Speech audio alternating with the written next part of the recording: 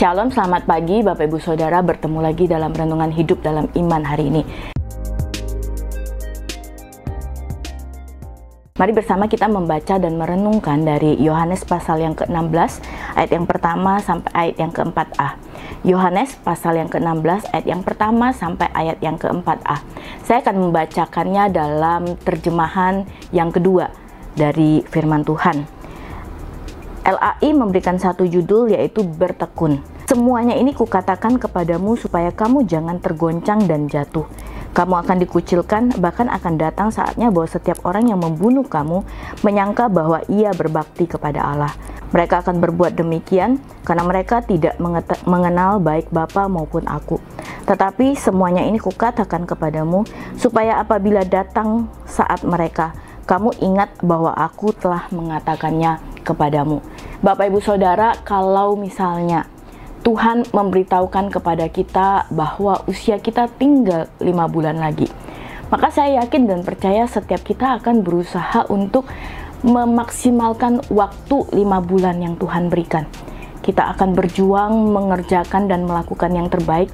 Kita akan mempersiapkan hati orang-orang yang kita akan tinggalkan. Bahkan kita akan mempersiapkan segala sesuatu dengan baik, supaya ketika kita nanti pergi, orang-orang di sekitar kita sudah siap dengan ditinggalkannya kita. Tapi Bapak Ibu Saudara, kita tidak bisa meminta atau bahkan kita tidak pernah tahu kapan kematian itu tiba. Maka ketika waktu itu tiba, bahkan secara mendadak kematian itu datang kepada kita, akan ada berbagai respon yang diberikan oleh orang-orang di sekitar kita. Akan muncul banyak hal, kesedihan, duka, bahkan ketidaksiapan dari orang-orang yang ada di sekitar kita. Nah, ketika kita melihat bagian yang kita baca, Yesus memanggil dan mengutus murid-muridnya untuk melanjutkan dan mengerjakan panggilan pelayanannya. Tapi Yesus juga menyampaikan bagaimana mereka akan mengalami banyak hal sebagai pengikutnya. Mereka akan menghadapi banyak hal sebagai seorang pengikut Yesus. Kalau kita baca di ayat yang sebelumnya, di pasal yang sebelumnya, dikatakan dunia akan menolak mereka, dunia akan membenci mereka, dunia akan berpikir bahwa mereka berbuat baik karena membunuh orang-orang yang benar dan orang-orang yang percaya.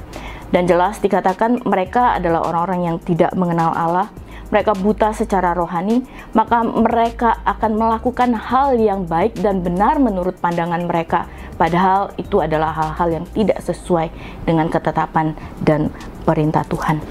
Maka di pasal yang ke-16 dimulai dengan satu kalimat, aku sudah pernah mengatakannya kepadamu. Aku sudah pernah menyampaikan nasihat-nasihat, peringatan-peringatan kepadamu, kata Yesus. Satu kali kamu akan ditolak, satu kali kamu akan dibenci, dan jangan kamu menjadi kecewa.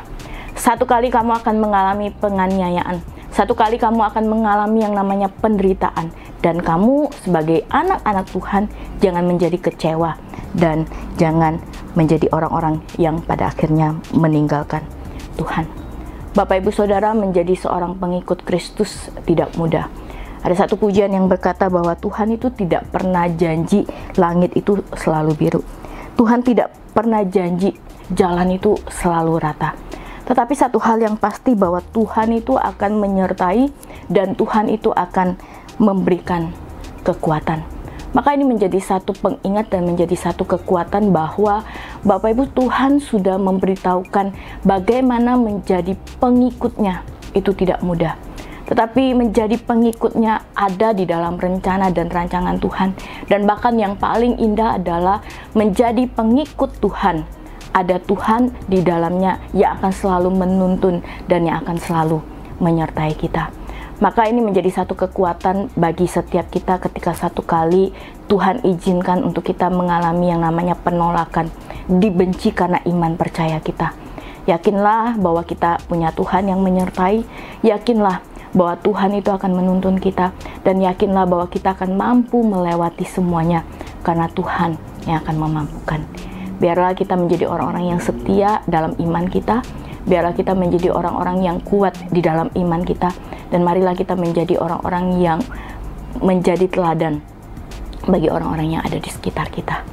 Tuhan Yesus menolong dan Tuhan yang akan menguatkan kita menjalani hidup. Tuhan berkati.